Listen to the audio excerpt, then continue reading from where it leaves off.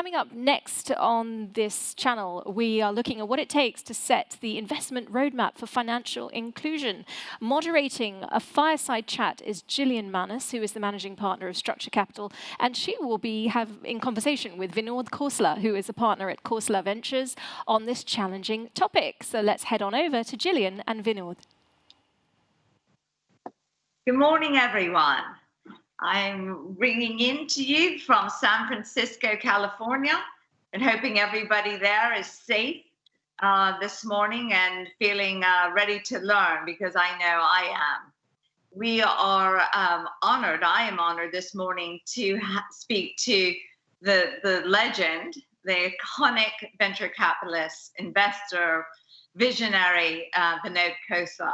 Vinod, good morning. It's great to be here. Good morning or good evening in some places. Yes, indeed, indeed. So, Vinod, we're going to jump right in. I have been immersed in a paper, an 81-page paper that you wrote entitled Reinventing Societal Infrastructure with Technology. And actually, I brought it. It's absolutely compelling. And I'm wondering, first and foremost, why did you write this? And I'm making it recommended reading for every single person out there. If you have not read this, then you are going to be sorely, sorely behind the eight ball.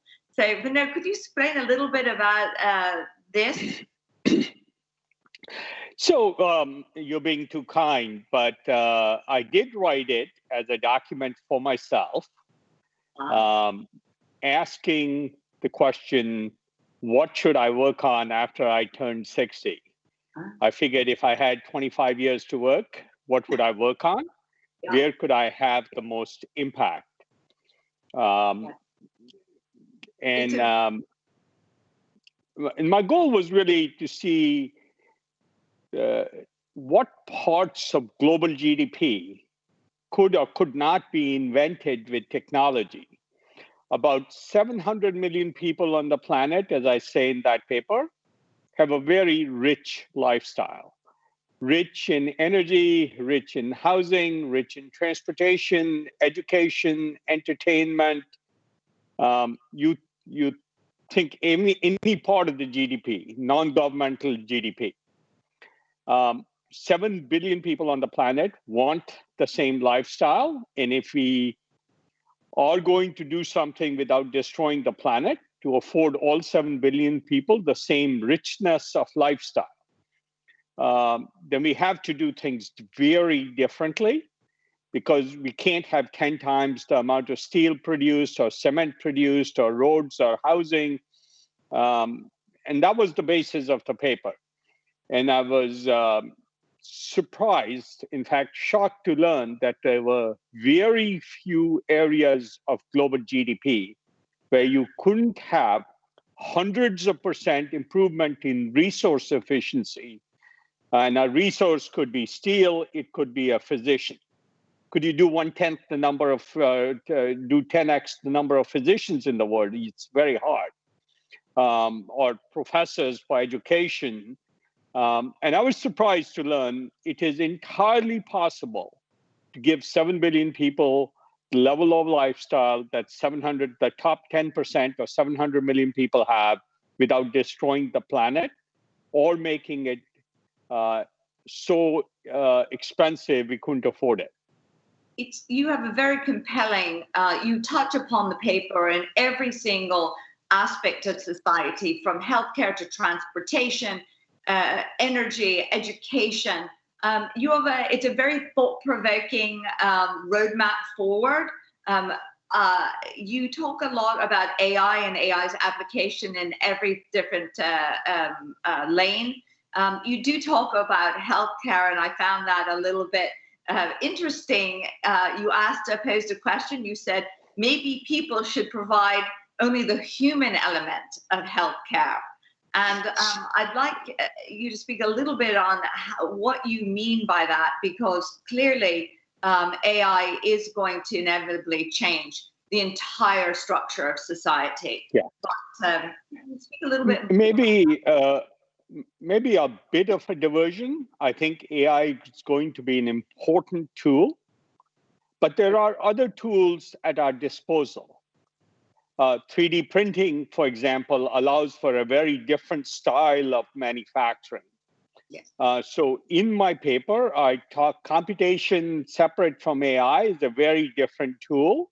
We could design new materials with it. In my paper, I referred to many, many different technologies coming together. And the nexus of those technologies, when they're used in combination with each other in creative, innovative ways, is what allows an explosion of possibilities. How many different things we can do and how we can address most of the societal needs with a large explosion. So you specifically asked about the example of healthcare. AI has a large role to play in that, because AI, the easiest thing for AI to do is assimilate knowledge. And I think if we look at AI's 5 or 10 years from now, and we can come back and talk about the dangers of AI also, but 5 or 10 years from now, an AI will be able to assimilate more knowledge than a human physician could possibly do. And so my contention is, if you're going to scale the number of physicians by 10x or 100x in India, and make them 10 times more accessible of lower cost than they are today, only AI can do it. Yeah. But you still have a human element of care, and the human should be providing the human element of care, not the knowledge or the expertise. Yes. I'll give you a simple example. If you are a diabetic and you have osteoporosis, which is lower density in the bones, those two specialists today, if you went to the specialist, would give you very different recommendations on what kind of exercise to do. Mm-hmm. Well, you can't do two opposing types of exercise, but two specialties can be integrated by an AI. And then there's the element of human connection in there, which is the human element of care. So more integrative care through a human being where you trust the interface, which is the other human. Yeah. And in some ways, they also are a filter against other mistakes the AI may make, or when to consult other people. Yes. Those judgments are entirely possible. So as an example, if you want to make healthcare broadly 10 times less expensive and 10 times more accessible, and I think every person on the planet within 5 years will have free primary care 24/7 on their phone. God willing. Within 5 years, I think that's going to be available. And there are startups working on that. That's the way to change healthcare with AI, give it to all 7 billion people. I can access my physician easily any time of the day or night. Everybody on the planet should be able to do that. That's accessible care. That's impactful care. Now, the same is true of cardiology, or pick your favorite, gastroenterology, any specialty you're talking about. Yes. Now, in urgent care, if you're a burn victim and you go into an emergency room carried by an ambulance, you do need humans. So let me be clear. Yeah. Acute care will need humans. I think robots to do that will come, but they're much further away. Yes, yes. We also have seen the acceleration during COVID and a real sense of urgency to, as you say, to really accelerate the uses and the depth of resources that we have, but also to innovate in with this demand. I think COVID has definitely revealed all the fissures, all the cracks in society, and now we are really leaning into technology, and hopefully even more so, to provide telemedicine, to really be able to maximize the knowledge of medicine, and not So, necessarily. Jillian, let me give you a clarification here. People always use the example of COVID and telemedicine. I think that's a false example. Okay, good. Because let me be clear. What we've taken is a human visit in a physician's office and put them on a camera like we're talking. Mhm. We haven't multiplied the level of expertise of that human. We haven't changed that, and it's not sufficient. Most primary care physicians don't know cardiology well enough or gastroenterology well enough to integrate an answer when you have a question. We've just used the resource a little more efficiently, a little more, not radically more. Right. We've not enhanced that with AI knowledge. We Right. haven't let AI do 80% of the encounter. Yes. I think so. We haven't multiplied resources, and my main point is technology can multiply resources. Yes. And we haven't seen that with sort of telemedicine. To me, it's a toy version of what I'm talking about, which is real expertise, real multiplication. If at 3 a.m. that physician isn't available, Yeah. you can still access the AI. Yes. Yes. I'm hoping that we're moving towards that, and you're absolutely right. We have now, I believe, the realization that we could have it, but we certainly have not stood up any of this in any really substantive way, for sure. So I'm going to jump a little bit to your continued advocacy of blockchain, and where can you speak to why and what other investments in fintech you're really leaning into at this point? Well, so blockchain comes with, like most technologies, should come with a caution. Unfortunately, blockchain is being used for speculation, which I'm not sure is healthy for humans or society. It's being used for a lot of illegal activity, which is somewhat unfortunate. But blockchain within the regulatory framework, and we do need regulation, would be a very, very sort of valuable thing for society to adapt. And there we can improve efficiency and improve accessibility and eliminate many of the biases that creep into our traditional financial system. When you go to a banker, whether I'm dressed, how I'm dressed impacts how they make a judgment decision on whether to lend me money or not. We eliminate many of those biases. But also improve efficiency, allow people to be much more creative for new services to come on at much lower cost. Essentially allow within the regulatory framework much higher level of experimentation, so new services for everybody can emerge. I think that's the promise of blockchain. Instead of having to go through a financial system and a banking system that, to be honest, is very, very ossified, has a lot of presumptions about how things are done or not done. And this rapid experimentation with the blockchain will allow for innovation.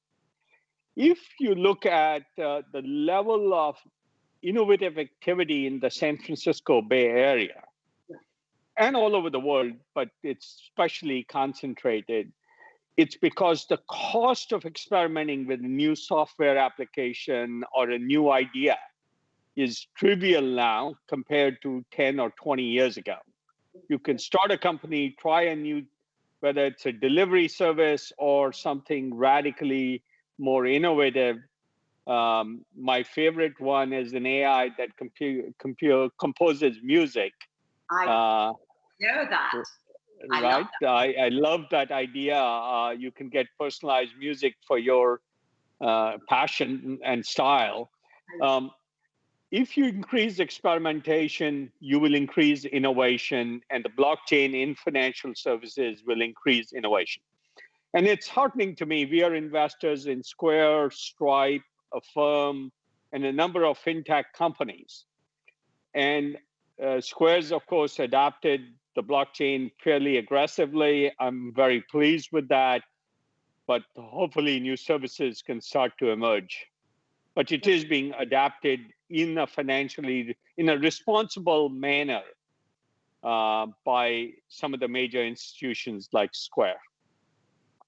You speak a lot in the paper about the roadblocks that institutions have that are creating this bottleneck. And could you speak a little bit to that? Because clearly here in the United States, but globally, this is, we are backing up constantly into institutional limitations. And at what point can we or should we be able to circumvent, or I know we're building around them right now, but once again, you have blockchain and many other innovations that are trying to gain a headwind, but they're being held back.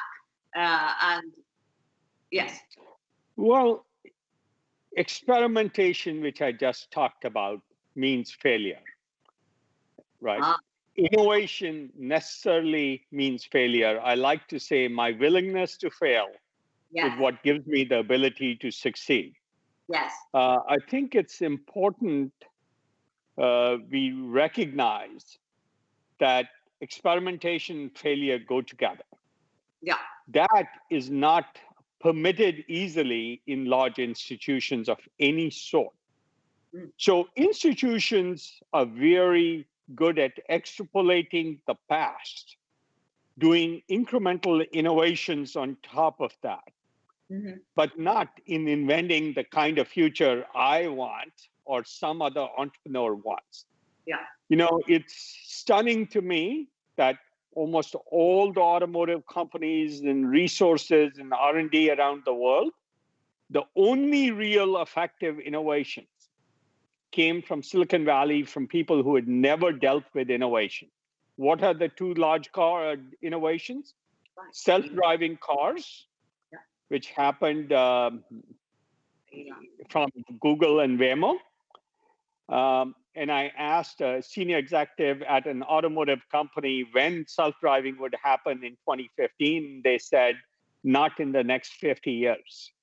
50? 50. That was 5 years ago. You look at electric cars.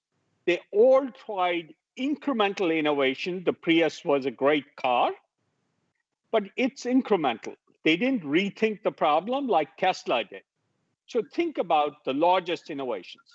The largest innovations in retail didn't come from Walmart. They came from Amazon. We were fortunate to be early investors in Amazon. The largest innovations in media didn't come from the media company. They came from people at Twitter and Facebook and YouTube and Netflix. Not one of those came from anybody who knew anything about media. Biggest innovations in space didn't come from a Lockheed or Airbus or Boeing. They came from Rocket Labs and SpaceX. So I can't think of one example in the last 40 years where a new kind of future came from somebody who knew the space they were innovating in. This is a shocking fact. I've been in innovation in Silicon Valley startups for 40 years. Not one example I could find came from somebody who knew the space or an institution that knew the space. The notion of electric cars, the Department of Energy in the US made a forecast for the number of electric cars in the year 2035 in 2010. Tesla exceeded that number in 2015 or 2016. Why? Because the forecast was based on input from all the automotive experts at General Motors and Volkswagen and pick your favorite. So it is very hard for institutions to allow for experimentation, rapid failure, and to think outside the box. Yeah. That's very hard. Be radical reinvention. The Yeah. It's also just, it is always a mind to de-risk, right? And that's another big problem. right. If you de-risk, you increase the probability of success, but make the consequences of success inconsequential. Yes. Think about it. That is what de-risking is. Reduce the risk, which means reduce the level of innovation. Yes. Now, take a state area, and this is what surprised me. When I looked at the GDP, global GDP, I expected there were many, many areas one could not innovate. And I was shocked there aren't any, as I cover segment by segment in my paper. Yes. Somebody said to me, oh, construction, you'll never innovate. We've actually delivered 3D printed housing units now. Yes. 3D printed fully. And it's not concrete, not just a little wall printed with a nozzle. No. It's radical innovation. Yes. New units, 3D printed houses, Yes. completely finished by the robots. Yes. That hopefully can get to half the cost of traditional construction. That's how you make housing accessible and impactful. And incidentally, it uses 75% less material. So just tons of material per house. Yeah. That I call dematerializing construction.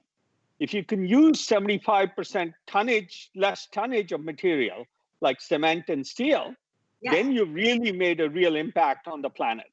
Absolutely. And made housing more affordable and accessible for everybody because it's half the cost. Absolutely. This actually brings up the point around climate change, right? Do companies have an obligation to address climate change, and what does that mean to you? Do they need to adjust their businesses to become carbon neutral? And I think, what else should we all be doing to invest in this area? I mean, I think in the past we've had the notion that the only purpose of capitalistic society or companies in capitalistic societies is to make a profit. Now, in some of the consumer-facing businesses, it's almost become imperative that you consider climate and sustainability as plays, because it's sort of become a brand value for many consumers when consumers want it. But in most areas, in machine tool manufacturing, in oil production, sustainability is not your goal. You don't get the benefit of brand-driven forces. I think policy is absolutely required for us to make progress to allow for that, because simply because climate change has carbon emitting technologies have externalities that are not accounted for in the cost to society. It's sort of the free riding problem. And that's why we need policy. Just like we say, you can't use toxic chemicals and put them in the river. You shouldn't be able to put carbon dioxide there. So we do need policies in that area. Yeah. But while talking about policy, I would also see we need radical innovation. Electric batteries to make electric cars cheaper than gasoline cars. I think that's going to happen because of one of our companies, QuantumScape, in the solid state battery business. Yes. Because of Impossible Foods. The sustainability advantage of Impossible Foods is radical. We could free up a very large percentage of all the area of the planet that's used for animal husbandry. Something like 30 to 50% of the planet's land area, depending upon how you think about it, is used for animal husbandry. A technology like Impossible Foods, which is indistinguishable from beef, can make a huge impact. And so we do need radical technologies too, and part of my goal is to work on all those. Yes, yes. You speak a lot in your paper about food and agriculture as a whole, right? And how do we rethink, reimagine agriculture, farming, and I found that to be quite compelling, because as we look at food insecurity as almost one of the next pandemics, or has always been a pandemic, but certainly magnified during COVID.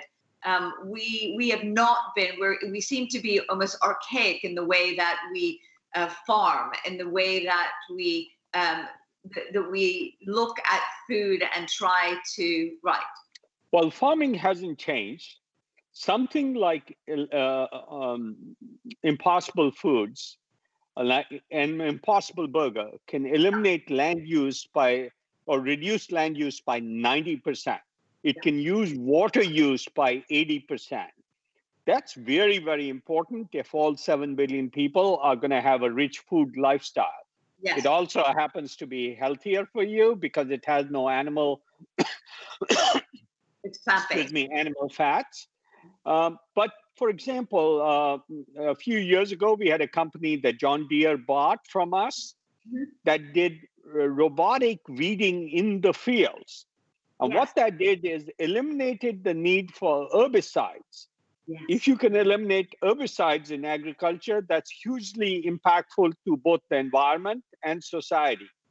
Yes. Right. So the areas of innovation are very, very large.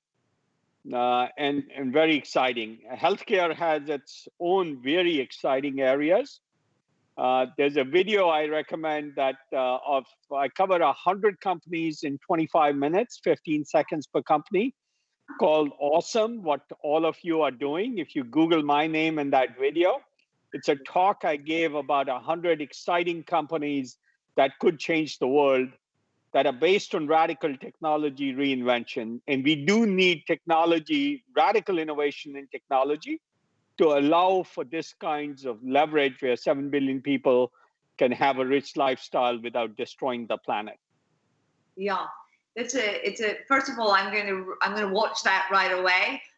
We try to work with our founders to be able to pitch their companies in 15 minutes and 5 minutes, but the fact that you're doing 100 of them in a very short, you're magic, Vinod. But we all know that already. So, question, in your paper, you say the future is not knowable, but it's inevitable. You say inevitable and it's inventable, and inevitable and discoverable through iterative learning and trial and error. You talk a lot about therefore great entrepreneurs and technologists. Please invent the future you want. And I'm just, we're trying to, you say optimists attempt more, fail more, and achieve more. So how do we all become as fearless and as productive as you, sir? Well, the first thing I would say is the counterindication. There was a researcher at UC Berkeley who did a lot of research on expert opinion. And he wrote a book called Expert Political Judgment. And there's a consumer version of that book. It's a fairly rigorous, statistically rigorous book. He followed experts for 20 years across 85,000 different forecasts to see how much does expert judgment matter. And his conclusion of just research was that experts are about as good as dart-throwing monkeys was the end conclusion. That's not a scientific statement, but that were his words. Professor Tetlock at UC Berkeley. The consumerized version of the book is future babble. Most expert opinion is mostly wrong, is his conclusion. Yeah. Experts, again, can extrapolate the past, look backwards. When the world is changing, when forecasts matter, experts are mostly wrong. And the more we rely on experts at large forums, UN meetings, Washington hearings, the more likely we are to do the wrong things. Yeah, I think, and this is where my great disdain for institution-based change exists. Institutions are very important, but not for change and driving a new kind of future. They're good for maintaining order and organization in society, and that's a very valuable function. But if we want to invent a different kind of future, we have to experiment, try things, do things experts said can't be done. Take an example of cancer. We have a company called Garden doing liquid biopsies for cancer. When we asked experts, almost every expert before we invested told us it would never work. You need physical biopsy of the cancer tumor. You couldn't detect it out of blood without accessing the tumor, which means surgery. Yes. And in fact, now it's accepted practice less than 7 years later. So expert opinion, first we have to not rely on it too much. We can't rely on Toyota to tell us how many, or General Motors to tell us how many electric cars there'll be in the year 2016 or 2035. We need entrepreneurs, people I call instigators, to make this new feature happen. And I wrote a blog about 3 months ago. My societal reinvention paper is about 3-4 years old. I wrote a blog about there's only a dozen technologies needed to solve climate change, and only a dozen instigators to try radical things and identify the very specific areas like cement and steel and air conditioning where we need radical reinvention. But we need those people who try things that don't mind failing. I like to say a 90% chance of failure to me is a 10% chance of changing the world. And I don't mind the 90% probability of failure personally on something that would have radical impact, where the consequences of success would be really, really consequential. So that's sort of my approach to life, and I hope more people do that. I actually hope so too. And we are, just so for everyone out there, we are accepting questions if you have one for Vinod. I want to, since this is a FinTech conference, I want to just get a little bit back to the view of financial systems and the economics that we're using that are definitely challenged. And you bring up a couple of very interesting points around insurance, around legal, around financial services that can once again be reimagined and are being reimagined around foreign exchange and lending. Could you speak a little bit more to what you are looking for and what you're investing in on that front? Well, Square was a great example of a company that started to help financial services for small business. Yeah. Right? What are we missing? So Stripe was that example for online businesses. Yes. If you take a bank like Bank of America in the United States, a major bank, yes, there's a very large percentage of their profitability that comes from from mortgages, for example. Yes. What they're doing is collecting money deposits from millions of people and then relending it in mortgages. Now, it's way more complex than that. Yes. With the world of securitization and financial instruments. But imagine that could be done on the blockchain. And credit risk scoring was done very differently. The main intermediary function they're doing is saying, who's the reasonable risk? And then they lend for a house to that person. Yes. So the critical function, other than adding a lot of overhead and costs to the process, is adding risk assessment.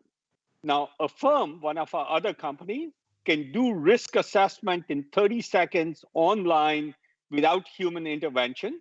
You don't use credit scores at all. Yeah. They do instant lending if you need it. Now, why couldn't that be applied to mortgages and eliminate banks from the function of mortgages? Yes. Yeah. right? That's a great example. Consumers are lending money.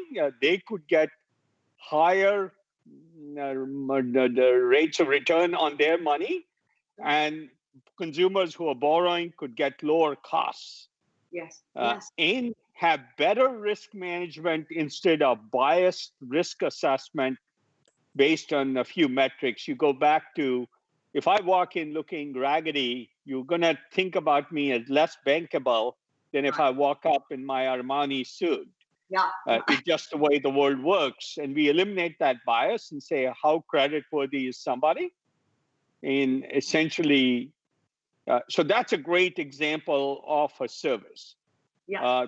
TransferWise, a little company, has done money transfers globally at much lower cost and much faster than the banking system can do. Yes. So money transfers, as you know, if you're an immigrant, it's a pretty big deal. And so financial services can, and money transfers should be based on the blockchain. Yeah. Oh, yes. Yes. Right?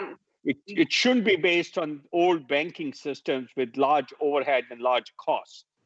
Yes. When Western Union charges you to transfer money, they charge you way too much, 5 times as much as it costs. Yes, it's ridiculous. It's absolutely ridiculous. It's also, we're dealing with, we're really trying to create as many bridges of trust right now from one country to another. How do we create transactions that will provide this sort of what I call business diplomacy, where we're all helping each other rather than putting walls around? So we are a financial conference, so let me give you a financial perspective. Yes. At least in the US, I looked at this a few years ago, about 5-6 years ago. Yes. A financial services business, which is not a business by itself, it's in the business of helping other businesses and helping consumers, makes more money than all the industrial businesses combined. At least the 1 year I looked, that shocked me. That shocks me. It just says that can be disintermediated with financial tools, because almost all the judgment required can be captured in software systems, AI, and make lending fairer, more accessible, less biased.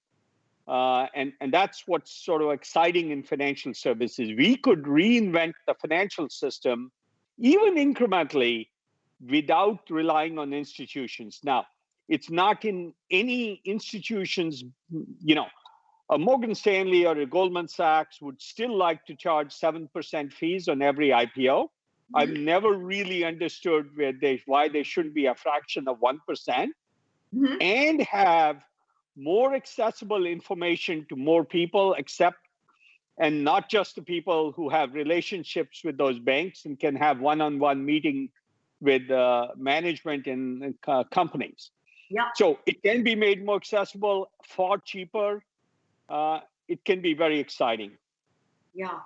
So Vinod, we're going to wrap up right now, but I'd like you to share, what would you like to see the world look like in 5 years? What is your prediction, and what's your wish for all of us?